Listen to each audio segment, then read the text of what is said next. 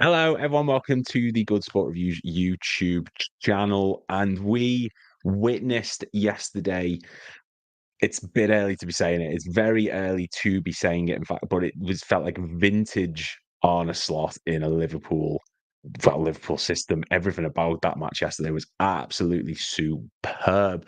But if you could, please make sure to be a good sport and click like and subscribe. I want to try and get to 3,000 by the end of the year. And today I'm welcoming Tom Little. If you don't know who Tom is, then, I don't know what you've been living under, but he's one of the most passionate Liverpool fans that you're going to find on YouTube. Tom, and thank you very much for coming on. Really appreciate it. How are you doing?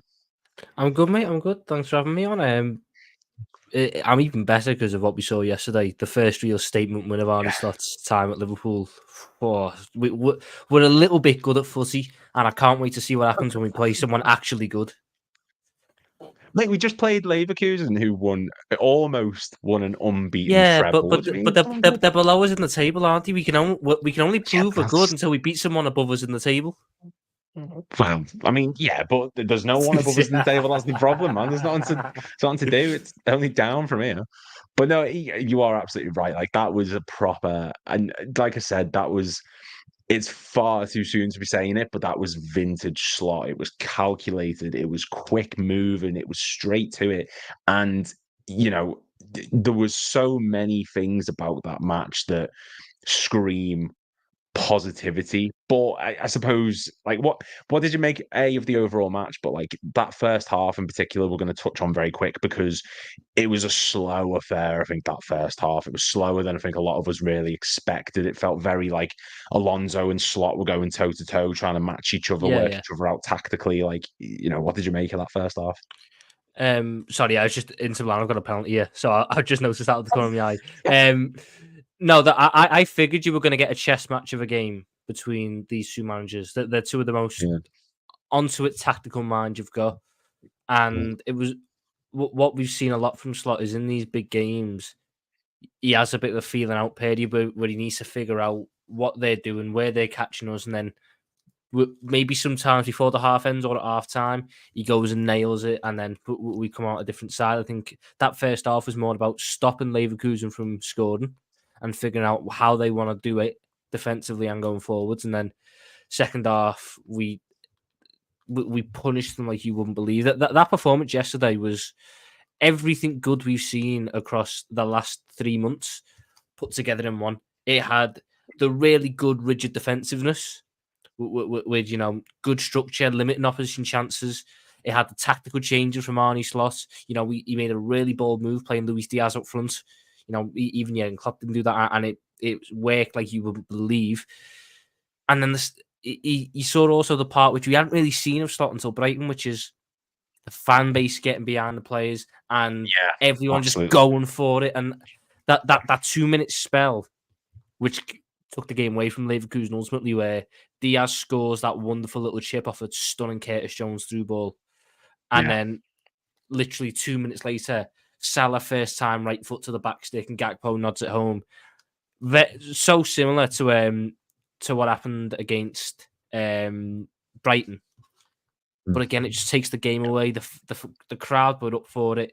And then we were able to sort of relax for that last 20 minutes. And we even scored 2 goals. Like, we weren't playing at the same intensity, but we figured them out.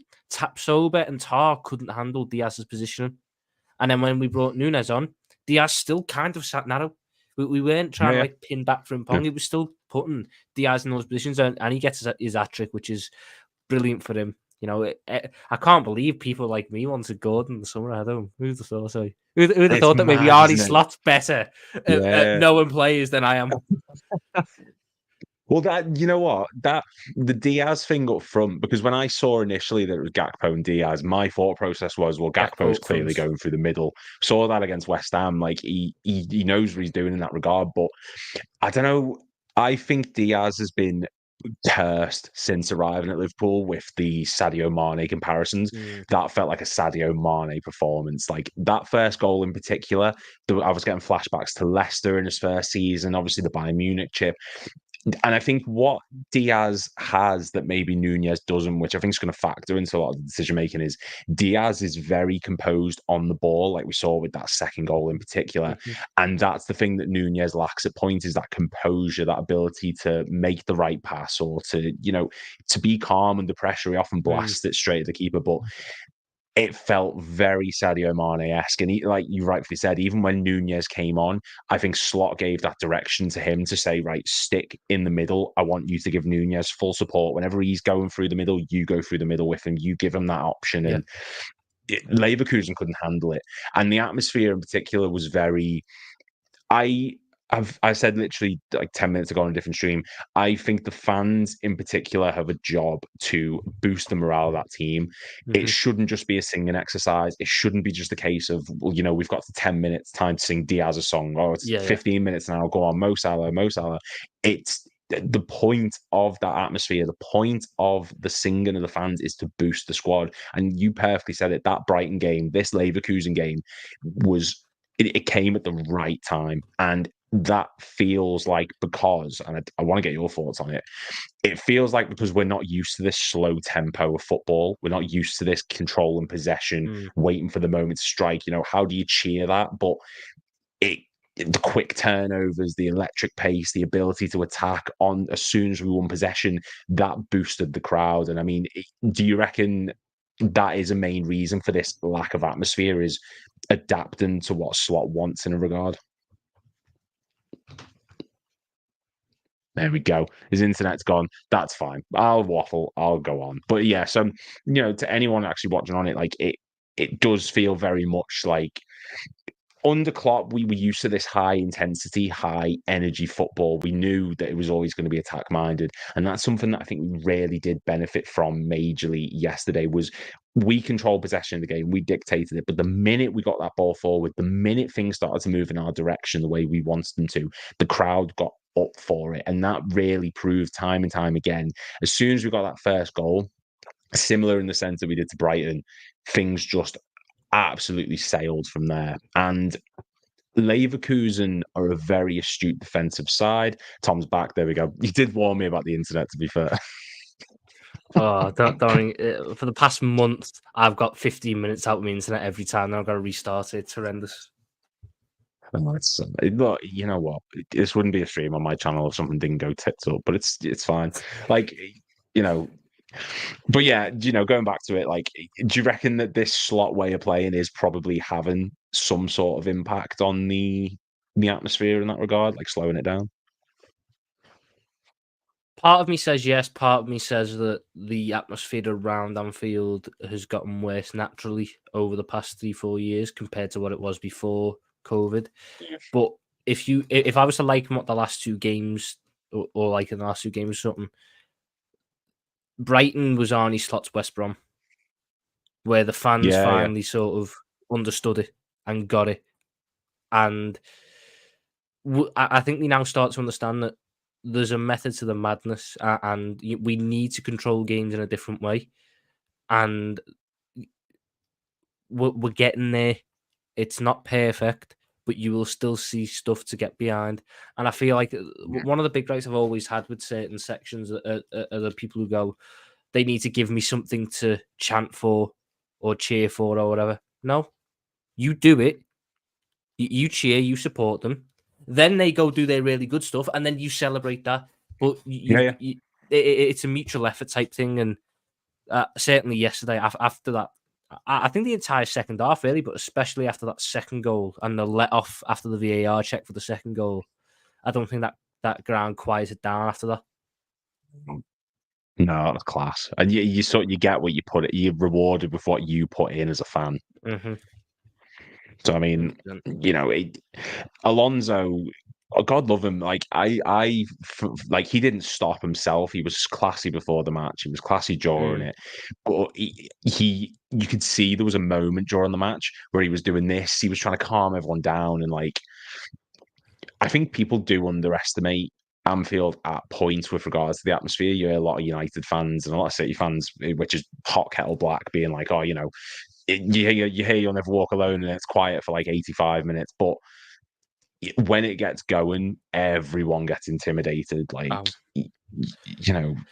empty had and all this. What Steve 47 from Manchester Central says, I'm going to take that with less of a value than what the likes of Arsene Wenger say or Jose Mourinho say, who, whenever they are asked about it, say that Anfield is one of the best places to play on a European night. It's a hostile atmosphere. I think Arsene Wenger said it himself, even when Liverpool are bad, Anfield is such a unique thing that it makes them good. Even bad teams are good on European nights at Anfield. And that, I think the culture of fans nowadays and social media, it's all about trying to get clicks and antagonise rivals and stuff. People believe that the Anfield's atmosphere is not there. And yes, when we play Bournemouth at 3:00 on a Saturday, it surprisingly isn't as electric as when we play Bayer Leverkusen on an 8:00 on a Tuesday night. Gap, like. But it doesn't mean that this atmosphere isn't there. I think people are now starting to. I think last two games were really big for Slot, and it just kind of reminded people what Anfield's about. Because even towards the latter end of Jürgen last year, the atmosphere wasn't great because we all kind of knew what was coming. We all knew that the team was blowing out its arse, and we weren't going to achieve what we wanted to achieve. I think the fans, not only in the stadium but around the world, now are starting to go, they might do something this year. Didn't think they would do, but they might do something this year. And that's, I think, a bit of a shock to them. And it's now that they've finally accepted that, it's right, let's go for it. Let's go for the ride. Because I think part of the fandom that people forget is, yes, we want trophies at the end, and yes, we want to remember the moment where Van Dijk lifts the Premier League at the end of the season. But the journey is the most important thing in my eyes, because you remember everything from the journey. The journey to get you there is just as important as getting there. The moments that we'll remember. If we go on to win the Champions League this year, for example, I'll remember that night against Leverkusen. If we were to go on to win the Premier League this year, I'd remember those 2 minutes against Brighton, because the key moments, and I think like the way it's gone nowadays, people forget that the journey is just as important, and to treasure the moments as they happen. Because nowadays you see, like last season, end of last season, we were told, can't have fond memories of Nunes against Newcastle because it didn't lead to anything. I still have the fond memories of that.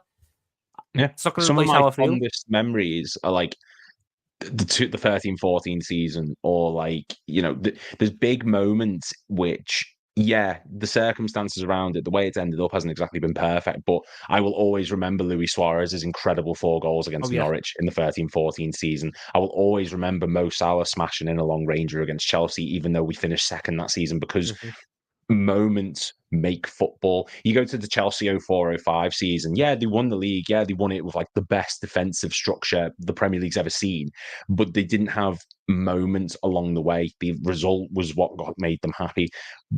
But you look at, like you said before, we go to the Champions League final that we won in 2019.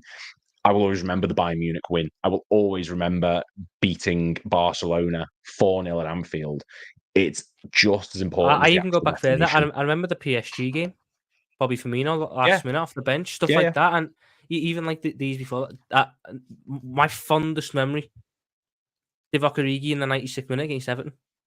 We didn't win the league that year, but fuck me, I've never been more elated after moments in football. But some people are like, well, it doesn't matter because it didn't lead to anything. I think people need to. Some people take fandom too seriously nowadays. It's fandom for a reason. Well, what if you're, say, we've gone on like a complete tangent, but say if you're like a West Brom fan or a Crystal Palace fan or a Southampton fan, you're not winning trophies season after season. So are those moments not meant to matter when they do something?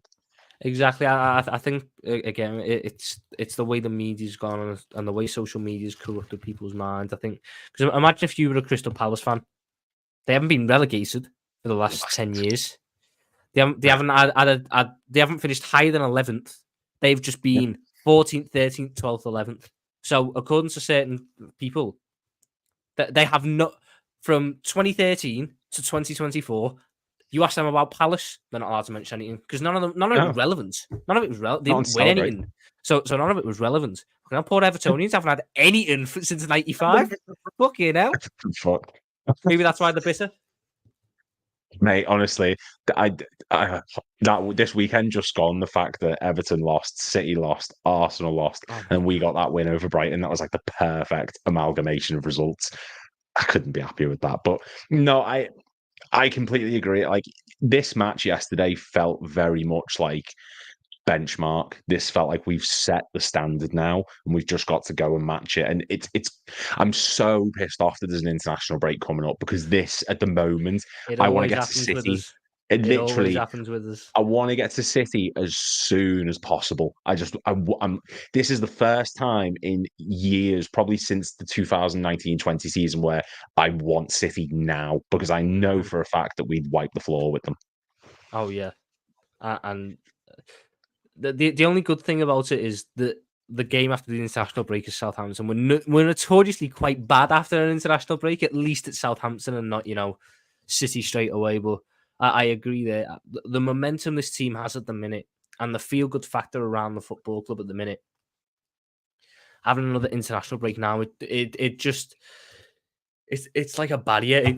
You kind of just hit a wall at some point, and it gives teams a chance to regroup. Like, if this international break was in January instead, I think we could be 12, 13 points clear of anyone, because City are down on their arse at the minute.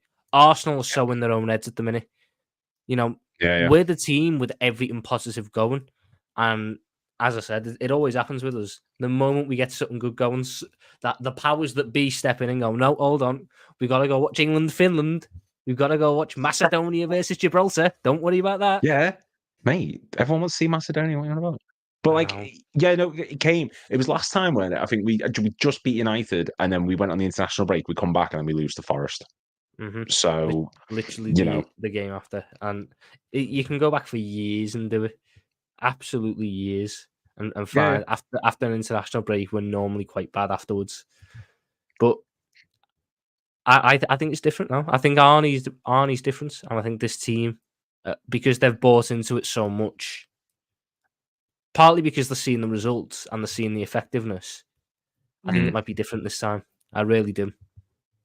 Well, it feels like, and one player that I really want to touch on is Curtis Jones. It feels like everyone has developed since Slot's come in, should I say. There's no one I'm looking at in this team, bar maybe Endo, because he's not getting minutes, where I'm looking at them and thinking, you've got worse. Everyone's either sort of maintained the level or improved. Maybe Robertson, has slowed down a bit, but Curtis Jones in particular, I'm so happy that he got that game yesterday. I'm so happy that he's found a way into this team. He started 5 of the last 7 matches. He was second in duels, 1 behind only Gravenberch yesterday. And it feels like he's finally found his position. And at points, I'd argue that he played a Wijnaldum role yesterday. He was tracking back and covering Trent when he was venturing forward, but he was so creative going forward as well. And like, I just haven't got enough superlatives to describe how happy I am that Jones is getting in, because I've always loved him. I'd argue this season before the Chelsea game, even he'd done more than Szoboszlai did in some regards. And what do you make of Jones finally breaking into this team in regards of how you want him to play now? I've been doing this now for 5 seasons, and from the moment I started, I was on the Curtis Jones train, because there's something there. And obviously, he's had his injury problems, and he's had his moments where he's lacked in a bit of form, and people will say he's not positive enough, he's too secure and safe with the football, he needs to try and play riskier passes, this, that, or the other. But I always said, Curtis Jones just needs a run. He needs a run where he's got confidence and belief that it's his position. And the times that he has had that, i.e. the end of 22-23, the start of last season, when he's not injured, when he's got the regular starts and the belief that that's his position, he's arguably your best player on form, because he just knits everything together and he does such an underappreciated role. I mean, I feel like in recent years, players who do that role have always kind of been underappreciated. But Curtis Jones especially, a lot gets said about what he's like on the ball, how careful he is, he's backwards and sideways, this, that, or the other. But we keep the ball. He Yeah, wins his duels, and now with the confidence that he's getting, you're starting to see him play these riskier passes. I mean, not only was the one yesterday absolutely sensationally weighted, sensationally placed, most of the best number 10s the world's ever seen would be proud of an assist like that in terms of just how aesthetically pleasing it is. But even like early this Kulusevski season, did it the other day against Villa. yeah, and it looks so nice. And Diaz didn't have to stop his run. He didn't have to slow it down. It just straight into his path, so he could take one touch, little dink, perfect pass. Even early this season, West Ham in the cup, really good assist through the legs of someone after carrying it 30, 40 yards. I think Curtis Jones now, he's benefiting from the fact that McAllister, I think, is still struggling with a bit of an injury, and Szoboszlai is massively low on confidence. But take nothing away from Jones, he snatched the opportunity when it came to him in the exact same way Ryan Gravenberch snatched his at the start of the season and hasn't let it go. I think that's Curtis Jones' shirt now in that 8/10. And I think that it's a battle between McAllister and Szoboszlai for who gets the other position. And you can factor into that Elliott as well when he comes back. Yeah. And not to, who's to say we're not going to sign anyone? I mean, you can try their best, but you've got Badge still to come back as well. Tyler Morton's knocking around, and we're in such a good position that these are the problems that we're having. And I completely agree that I think Curtis Jones is. Roy Keane said it. I know I'm bringing him up, but I like to sort of source from all different places. But Roy Keane said, you start an 11 gets too much praise. It's those squad players that come in who aren't playing week in, week out, have to match the pace constantly through training, who then come in and do a job. And Curtis Jones is one of those model professionals, and you can tell that he plays like a fan. He plays as if you went to someone on the street, put a badge on their chest and went, get in that team. He runs his heart out. He's calculated with what he does. And he's one of these people who, when Slot was coming in, there was people saying, or how are the players going to react? Van Dijk saying he hasn't really talked to him. Jones was like, no, I'm excited to play in this system. The way he wants me to play seems perfect. I'm excited. He was the biggest Slot advocate. He got a lot of shit for that as well. Yeah, he did, and unnecessarily. And he's now proven everything he said correct, and more power to him that it continues. Oh, yeah. I've never had a problem with Curtis Jones, and most people I watch the match with never have had a problem with Curtis Jones because, like you said, you can tell he wants to play for Liverpool. You can tell this means everything to him. And now that I always felt a little bit sorry for him in the sense that he was this 10, he was this left winger in the academy, and he was so highly rated because he was so good. And then when he came into the team, we were playing him as an 8 or a 6 in a much more physical, league, and out of position, and oftentimes with second string or third string midfielders alongside him. There was times where he was getting hung out to dry. But the fact that the club never lost confidence, they were giving him new deals when people were against it, they started the other. We're now starting to reap the benefits, and long may it continue. And I'm happy that the academy is giving us talents like this, and we can sit there and look at the teams that we're putting out, and look at the players that are playing, and going, we developed these. These are Liverpool players. Like even Trent. I don't think Trent necessarily had his greatest game on the ball yesterday, but again, defensively solid. Bradley, when he came on, didn't put a foot wrong. Quansah came on, didn't put a foot wrong. It's the kind of stuff that you just like to see as a fan. And I think that kind of the magic is going away as well, because people just want signing after signing after signing after signing. The kids are good. The kids are good. The kids are all right, as the offspring said. But you're absolutely right. And I think that Quansah in the what game was it recently? And he made the bad pass.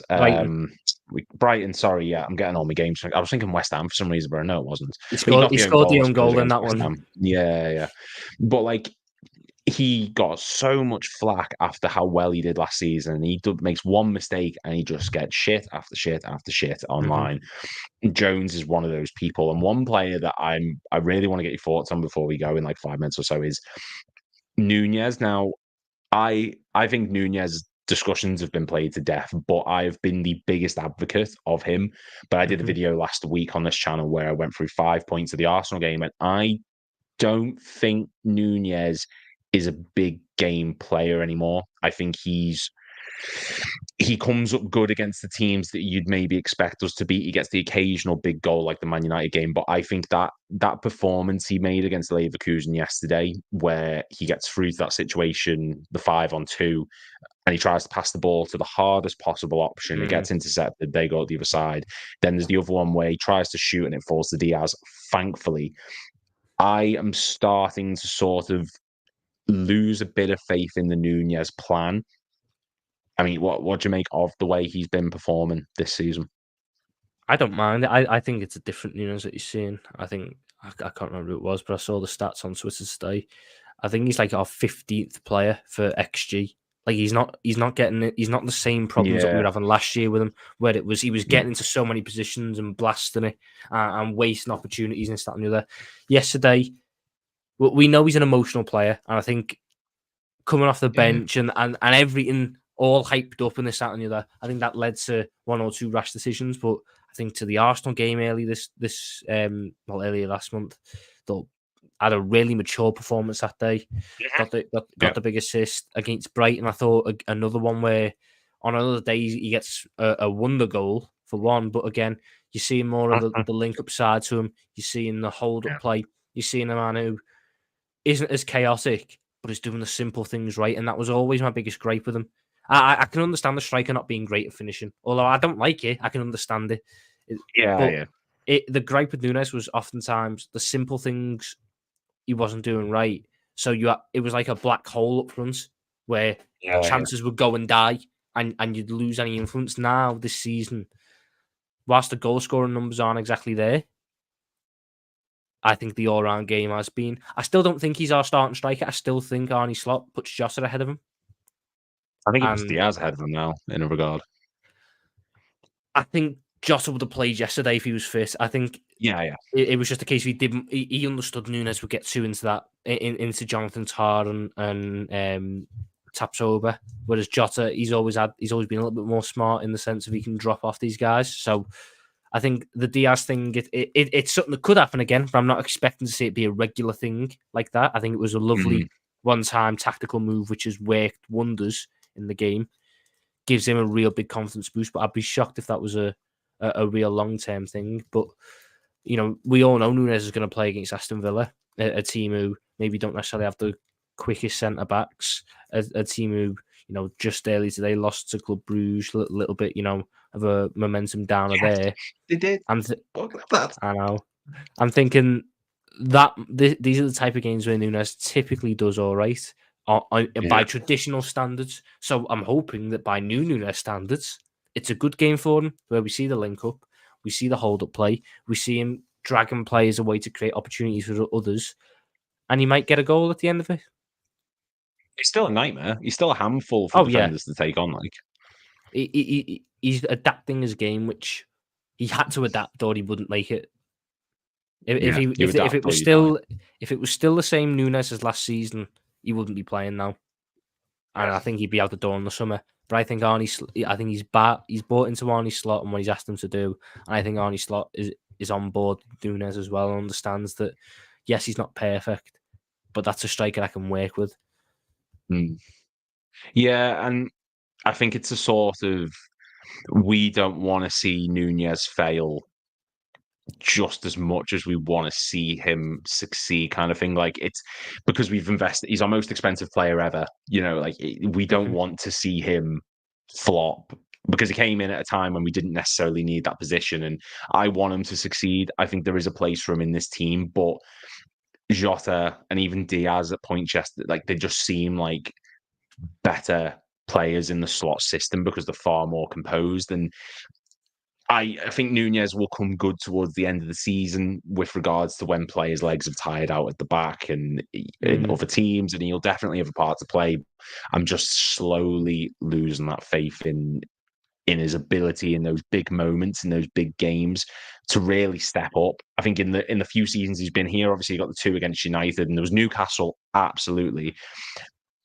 But then it's he scores against Sheffield, Bournemouth, Southampton, the clubs you expect them to. To be fair, I think a lot of it with Nunes is a case of he's not what we expected when we were buying him. When you spend that much money I on a agree with striker, you're expecting a 30, 35 goal a season guy. that. I think, I think yes, as we he hasn't necessarily scored against the big six, but I know he's got an assist against Tottenham, an assist for the winner against Tottenham before, an assist just a couple of weeks ago for scored Salah against Madrid. scored against Madrid, assist against Arsenal, scored against Arsenal, assist against Chelsea before. I think the only one that he scored against City as well, actually, in the Community Shield. So it's there. I think that's what's frustrating a lot of people. It's there with him. He's got all the attributes. It's just putting it all together. I think that we're starting to see parts of it come together. It's annoying that we had to spend so much to get to this point, but I gave everyone a clean slate when Arnie Sock came in, and I can't lie, I have been impressed with Nunes this year. I still don't think he's first choice because Jota for me is better, and even though the finishing necessarily hasn't been there with Jota, I know he's the better link up in this, that, and the other, but I do think Nunes has a lot of use for Liverpool, and I think Arnie Slot sees that now. And as much as it pains me to say it, if there was a striker that would move on in the summer, it's most likely going to be Jota. Whereas I think if you'd asked me that at the start of the season, it would have been Nunes. Yeah, I can agree. I think Jota is probably going to be the last season. The injuries aren't doing him any favors, and it's a bit of a fight between him and Nunes now for who keeps that spot. Because I don't think we're going to go out and sign another striker. I don't think we're going to go out and sign an attacker as such. So, yeah, I feel like this is going to be the sort of make or break season for them. We're going to wrap up. It was just a quick little chat just to go over the Leverkusen match yesterday. The main reason for the live stream, just to go in a bit of a tangent, is I obviously the list videos, everyone seems to love them. Everyone really enjoys them. It's hard to get them out when you work a full-time job and you're doing days and nights and lates and blah, blah, blah. So these are just to fill in time for you guys because I want to keep putting stuff out. Obviously, bringing people in like Tom is major and massive, and we want to keep doing this and make sure that you guys are getting content even in the days where it is a bit quieter and can't sit down for hours at a time and edit all the lists together. So thank you very much to the two viewers strong. Yes, the boys. Thank you very much. Thank you, Tom, as well, for coming on. Really, really do appreciate it, mate. Anything you want to say before you shoot off? I've got a channel on my own, not very consistent on it due to a multitude of reasons. Mainly the internet at the minute, where it won't give me more than 20 minutes. But we'll get that fixed soon. I'm on loads of other channels as well. You'll probably see me around about on a bunch of other channels. But the main thing is make sure you're liking the video, make sure you subscribe, and 3K by the end of the year. That you've got to be hitting that. The people have to be helping you out to get that. So yeah, defo 3K by the end of the year. That's got to be the aim. So whoever is watching this on the replay, if you're not ready, make sure you hit that subscribe button for some more top content.